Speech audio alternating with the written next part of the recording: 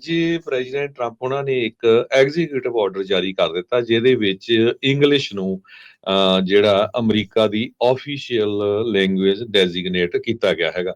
ਬਹੁਤ ਸਾਰੇ ਲੋਕ ਸੋਚੂਗੇ ਵੀ ਯਾਰ ਇੰਗਲਿਸ਼ ਤਾਂ ਹੈ, ਇੰਗਲਿਸ਼ ਮੁਲਕ ਆ ਅਮਰੀਕਾ ਦਾ, ਤਾਂ ਲੈਂਗੁਏਜ ਤਾਂ ਇੰਗਲਿਸ਼ ਹੀ ਆ, ਇਹਦੇ 'ਚ ਕਿੱਡੀ ਕੁ ਵੱਡੀ ਗੱਲ ਆ। ਪਰ ਬਹੁਤ ਵੱਡੀ ਗੱਲ ਆ। ਤੁਸੀਂ ਜਿਹੜੀਆਂ ਸਰਵਿਸਿਜ਼ ਡਿਫਰੈਂਟ ਲੈਂਗੁਏਜ ਦੇ ਵਿੱਚ ਹੁੰਦੀਆਂ ਆ, ਉਹਦੇ ਤੇ ਕੱਟ ਕੀਤਾ ਜਾਊਗਾ।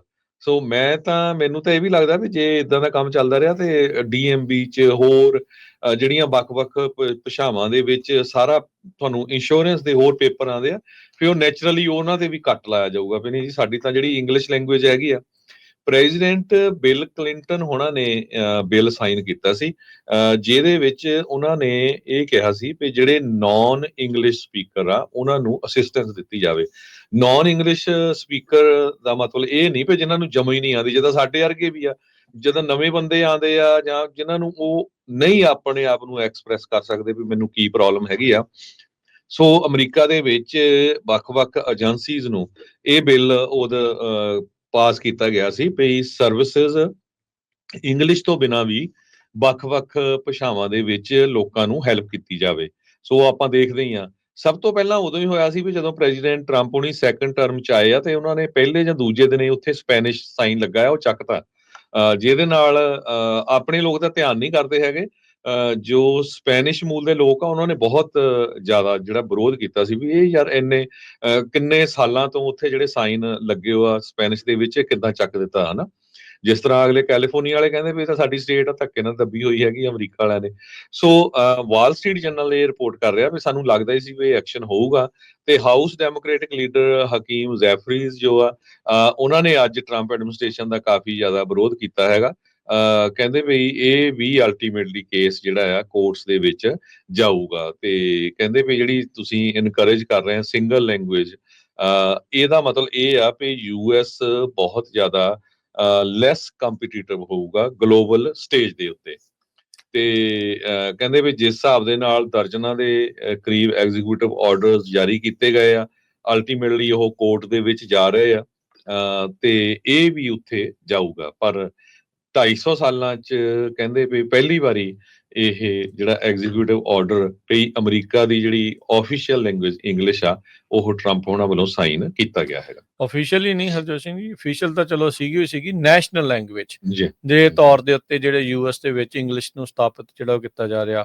ਹੁਣ ਉਹ ਲੋਕ ਜਿਹੜੇ ਮੋਦੀ ਦੇ ਵਨ ਨੇਸ਼ਨ ਵਨ ਲੈਂਗੁਏਜ ਦੇ ਤਾਂ ਉਲਟਾ ਹੁਣ ਇਹ ਦੇਖਦੇ ਆ ਵੀ ਉਹ ਇੱਥੇ ਕੀ ਜਿਹੜਾ ਇਸ ਦੇ ਵਿੱਚ ਵਿਚਾਰ ਜਿਹੜਾ ਉਹ ਲੈ ਕੇ ਆਉਂਦੇ ਆ ਵੀ ਕੀ ਵਾਕਿਆ ਹੀ ਇੱਕ ਜਿਹੜੀ ਭਾਸ਼ਾ ਦੇ ਨਾਲ ਸਰ ਜਾਊਗਾ, ਜਿੱਥੇ ਦੁਨੀਆ ਭਰ ਤੋਂ ਲੋਕ ਵੱਖ-ਵੱਖ ਖਿੱਤਿਆਂ ਤੋਂ ਲੋਕ ਵੱਖ-ਵੱਖ ਹਿੱਸਿਆਂ ਤੋਂ ਲੋਕ ਜਿਹੜੇ ਆ ਉਹ ਆਏ ਆ, ਵੱਖ-ਵੱਖ ਭਾਸ਼ਾਵਾਂ ਬੋਲੀਆਂ ਬੋਲਣ ਵਾਲੇ ਆਏ ਆ। ਉੱਦਾਂ ਦੇ ਮੈਲਟਿੰਗ ਪੌਟ ਅਮਰੀਕਾ ਨੂੰ ਆਖਿਆ ਜਾਂਦਾ ਸੀਗਾ ਵੀ ਸਾਰੇ ਜਾਣੇ ਇੱਕ ਦੂਜੇ ਦੇ ਨਾਲ ਮਿਲ ਕੇ ਚੱਲਦੇ ਆ। ਹੁਣ ਇਹ ਸਰਾਸਰ ਜਿਹੜੀ ਥੋਪਣ ਵਾਲੀ ਗੱਲ ਆ, ਇਹ ਕਿੱਥੇ ਕੁ ਤੱਕ ਜਿਹੜੀ ਉਹ ਜਾਇਜ਼ ਰਹੂਗੀ।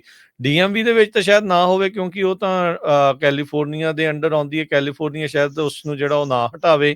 ਪਰ ਫੈਡਰਲ ਲੈਵਲ ਦੇ ਉੱਤੇ ਜਿਹੜੀਆਂ ਵੀ ਚੀਜ਼ਾਂ ਨੇ ਉਹਦੇ ਵਿੱਚ ਹੁਣ ਸਿਰਫ ਤੇ ਸਿਰਫ ਤੁਹਾਨੂੰ ਜਿਹੜੀ ਉਹ ਇੰਗਲਿਸ਼ ਹੀ ਜਿਹੜੀ ਉਹ ਮਿਲੇਗੀ।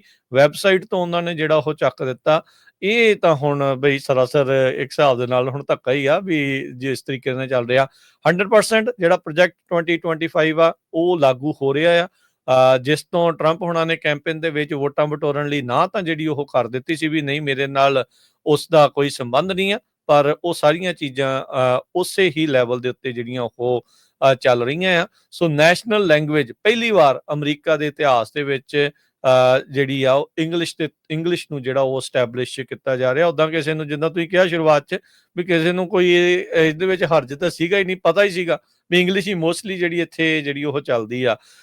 ਇੱਕ ਜਿਹੜਾ ਲੇਟੈਸਟ ਜਿਹੜਾ ਯੂਐਸ ਸੈਂਸਸ ਬਿਊਰੋ ਦਾ ਜਿਹੜਾ ਡਾਟਾ ਆ ਉਹ ਦੱਸਦਾ ਆ ਵੀ 2019 ਦੇ ਜਿਹੜੇ ਡਾਟਾ ਦੇ ਮੁਤਾਬਕ 5 ਚੋਂ 1 ਜਾਣਾ ਤਕਰੀਬਨ 68 ਮਿਲੀਅਨ 70 ਮਿਲੀਅਨ ਲੋਕ ਅਮਰੀਕਾ ਦੇ ਵਿੱਚ ਅੰਗਰੇਜ਼ੀ ਤੋਂ ਬਗੈਰ ਹੋਰ ਭਾਸ਼ਾਵਾਂ ਦੀ ਵਰਤੋਂ ਜਿਹੜੀ ਘਰਾਂ ਦੇ ਵਿੱਚ ਕਰਦੇ ਆ, ਉਹ ਉਹਨਾਂ ਦੀ ਮੇਨ ਆ। ਇਹ ਜਿਹੜਾ 1980 ਤੋਂ ਬਾਅਦ ਦੇ ਵਿੱਚ ਅਮਾਊਂਟ ਟ੍ਰਿਪਲ ਜਿਹੜਾ ਉਹ ਹੋ ਚੁੱਕਾ ਆ। ਸੋ ਹੁਣ ਇਸ ਤਰੀਕੇ ਦੇ ਨਾਲ ਜਿਹੜੇ ਟਰੰਪ ਹੁਣੀ ਇੱਕ ਜਿਹੜੀ ਨਵਾਂ ਐਗਜ਼ੈਕਟਿਵ ਆਰਡਰ ਜਾਰੀ ਕਰਨ ਜਾ ਰਹੇ ਆ, ਇਸ ਦਾ ਜਿਹੜਾ ਕੀ ਅਸਰ ਪਊਗਾ ਇਹ ਹਰਜੋਤ ਸਿੰਘ ਜੀ ਫੈਡਰਲ ਲੈਵਲ ਦੀਆਂ ਜਿੰਨੀਆਂ ਵੀ ਤੁਹਾਡੀਆਂ ਚੀਜ਼ਾਂ ਆ ਜਿਹਦੇ ਵਿੱਚ ਅੱਗੇ ਪੰਜਾਬੀ 'ਚ ਜਾਂ ਹੋਰ ਭਾਸ਼ਾਵਾਂ 'ਚ ਆਪਾਂ ਨੂੰ ਦੇਖਣ ਨੂੰ ਮਿਲਦੀਆਂ ਸੀ, ਉਹ ਜਿਹੜੀ ਲੈਂਗੁਏਜਿਸ ਆ ਉਹ ਉੱਡਣਗੀਆਂ, ਉਹ ਜਿਹੜੀਆਂ ਉਹ ਉੱਥੇ ਜਾਣਗੀਆਂ। ਇੰਗਲਿਸ਼ ਦੇ ਅੰਡਰ ਹੀ ਹੁਣ ਇੱਕ ਅੰਬਰੇਲੇ ਅੰਡਰ ਹੀ ਜਿਹੜਾ ਸਾਰਾ ਕੁਛ ਇਹ ਖਿੱਚਣ ਦੀ ਤਿਆਰੀ ਦੇ ਵਿੱਚ ਜੁਟ ਚੁੱਕੇ ਨੇ ਜੀ। ਤੇ ਜਿਹੜਾ ਹੁਣ ਡੋਜ ਆ, ਜੀ ਆਪਾਂ ਬ੍ਰੇਕ ਲੈਣੀ ਆ। ਬ੍ਰੇਕ ਤੋਂ ਪਹਿਲਾਂ ਡੋਜ ਜੋ ਹੈਗਾ ਆ, department of government efficiency the department, ਉਹਨਾਂ ਦੇ ਮੁਤਾਬਕ ਜਿਹੜੇ ਲੋਕਾਂ ਨੂੰ ਕੱਢਿਆ ਜਾ ਰਿਹਾ, ਜਿਸ ਤਰ੍ਹਾਂ ਪਹਿਲਾਂ ਆਪਾਂ ਖਬਰ ਦੇ ਵਿੱਚ ਤੁਹਾਡੇ ਨਾਲ ਡਿਸਕਸ ਕਰਦੇ ਸੀ, ਜਿਹੜੀਆਂ ਸਟੇਟਸ ਨੂੰ ਸਭ ਤੋਂ ਜ਼ਿਆਦਾ ਅਸਰ ਪਊਗਾ ਉਹ ਮੈਰੀਲੈਂਡ ਆ, 5.3% ਦੇ ਕਰੀਬ ਲੋਕ ਹੈਗੇ ਆ। ਹਵਾਈ 3.9%, Virginia 3.4%, Alaska 3.4%, new Mexico 2.5%, West Virginia 2.4%, ਇਸੇ ਤਰ੍ਹਾਂ ਵਾਇਓਮਿੰਗ, ਮੋਂਟਾਨਾ, ਯੂਟਾ ਤੇ ਮੇਨ। ਇਹ ਮੇਨ ਸਟੇਟਸ ਆ ਜਿਨ੍ਹਾਂ ਦੇ ਲੋਕ, ਇਹਨਾਂ ਸਟੇਟਸ ਦੇ ਲੋਕ ਜੋ ਗਵਰਨਮੈਂਟ ਦੀ ਜੌਬ ਕਰਦੇ ਆ, ਉਹਨਾਂ ਦੇ ਉੱਤੇ ਜੋ ਅਸਰ ਪਊਗਾ। ਵਾਸ਼ਿੰਗਟਨ ਡੀਸੀ ਦੇ ਵਿੱਚ ਵੀ ਕਾਫੀ ਅਸਰ ਪਊਗਾ। 80%